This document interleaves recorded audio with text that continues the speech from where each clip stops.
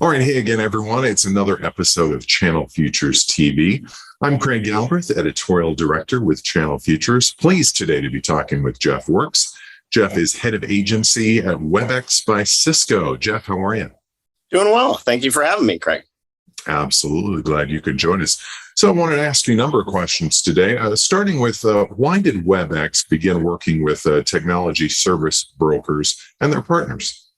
Yeah, great question. A variety of different reasons, but what I'll start with is what Cisco recognized was overall the opportunity that existed in this space and in an area where Cisco really hasn't been playing at all, right? In this agency world, phenomenal total addressable market, right? Multi-billion-dollar TAM.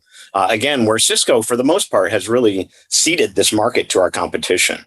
And so what we've been And the reason for that, again, that large opportunity exists for a couple of different reasons, as you know, right? Is shift in solution delivery expectations from a customer perspective, right? And how they're acquiring technology and the overall shift in the market from premise-based solutions to cloud-based solutions. And then further to that, the change in consumer buying behavior, right? And the fact that it has become a much more democratic process, if you will, at organizations. That's no longer just driven by an IT team who is working with a reseller. It's much more, you've got different lines of business who want input on how they engage with their customers and internally. And so as a part of that, what ends up happening is that customers are changing the way that they're acquiring technology and buying technology. And due to that, different channels, right? In terms of which way they want to acquire that technology. And so for us, Chuck Robbins, our CEO, has said multiple times that, we need to be where our customers are and engage with our customers where they want to be. And so for us, it's not just about the agency route to market, but it's also expanding beyond just our traditional reseller route to market. We're looking at marketplace, agency, a variety of others to better enable customers to acquire Cisco capabilities and solutions in the manner in which they want to acquire them. Yeah, definitely exciting seeing Cisco go down that path, Jeff. So what are your offers in the agency model, and how is Webex differentiating in this new, somewhat saturated hybrid work environment?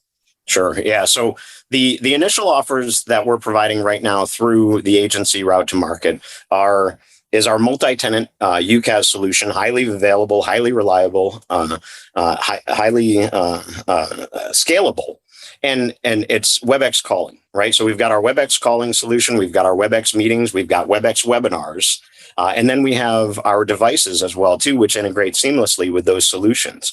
And so we've got video devices, headsets for those communications capabilities, and so that's really the thrust of where we're going. From a collaboration capability perspective for our customers. Now, what we're looking to do is expand into Webex Contact Center at the end of August and September timeframe is when we're looking to bring that into our overall offer portfolio and really round out the overall collaboration portfolio for the technology advisors out there and for our customers. So we'll have, again, today we've got Webex calling, meetings, webinars, and devices. Come late August, September, we're looking at bringing in contact center capability and round out that portfolio. Now, in terms of the way we're differentiating ourselves and really what we've been working on here at Cisco, Webex is the investment in the overall solution, right? So as we look at Webex calling and Webex meeting and the investments that we've made, over $1.5 billion over the past 18 months, over 1,000 new features, right? So what we want to highlight for people is that the way that we've gone to market and the capabilities that we're embedding within our collaboration solutions have changed dramatically over the past 18, 24 months. And so my ask is check out what we're providing out there today and what our capabilities are. And so that's really how we're differentiating ourselves in terms of really driving research and development and acquisitions to really provide the capabilities that customers are looking for in today's collaboration world. Yeah, very exciting stuff, Jeff. So let's talk specifically what your Webex offer brings to the table for agents and for existing Cisco VARs for that matter. Yeah, so there are obviously a couple of different avenues that we want to embed ourselves into. First and foremost are those agents and technology advisors and partners that don't have relationships with Cisco currently, right? For a variety of different reasons. And though that's an extensive world out there, right? And so that's why we're partnering with our brokers. Today, we've got Intelisys and Teleris, and that opens us up to the thousands of advisors and consultants that we haven't had access to previously. So that's a phenomenal opportunity, not just for us, but for them, right? Where now all of a sudden they have access to a solution set with a brand name like Cisco and Webex that they now have access to and can bring into their portfolio.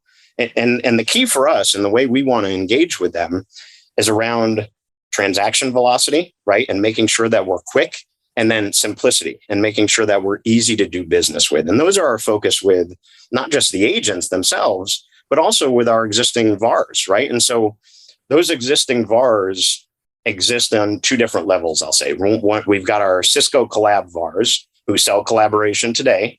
And what we're finding, though, is that they're seeing a lot of potential in the agency route to market in that SMB space, right? Where it's more profitable for them to leverage Cisco in the agency route to market than it is to engage with us in the traditional resale route to market. And separate to that, we've got our Cisco VARs who do not have collab practices today for a variety of different reasons. First and foremost, probably investment and headcount and certifications required. And now for them, the ability to bring on an additional architecture in a simple and easy manner by just engaging with one of our brokers, and now they have access to all of our collaboration portfolio, is really where we're focused from a channel perspective, right? So those agents, Cisco Collab VARs, and Cisco VARs who do not have collab practices are really where we've been focused on, and we're seeing a lot of good success so far. So I wanted to ask you, how about those Cisco partners that are already engaging in the agency space? How are you working with them or partnering with them, if at all? Yeah, that's a great question. So it's one we're still formulating and figuring out, right? So we have an extensive ecosystem of SPs, MSPs, VARs that have played in the agency space for years and have had tremendous success selling into this space and with a lot of the consultants and advisors that exist out there.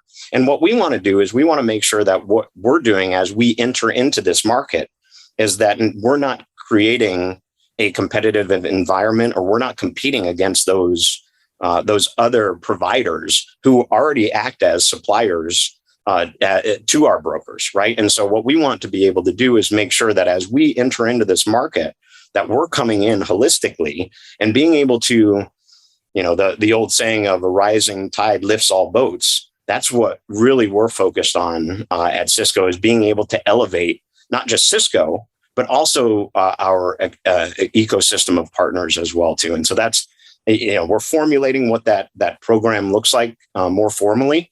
But as we dig in a little bit further and understand how we can go into a market and really start to go in again as a team, if you will, right? And as we show up, just as an example, at channel partners, right? How do we go in with Cisco and then with our ecosystem behind us? That's a powerful story. And so that's really our focus as we start to engage with those partners and MSPs and what have you that already play in this space. All right, great to hear everything happening within Cisco's channel. Jeff, thanks so much for joining us on this episode of Channel Futures TV. I appreciate it, Craig. Thank you to you and Channel Futures for the opportunity.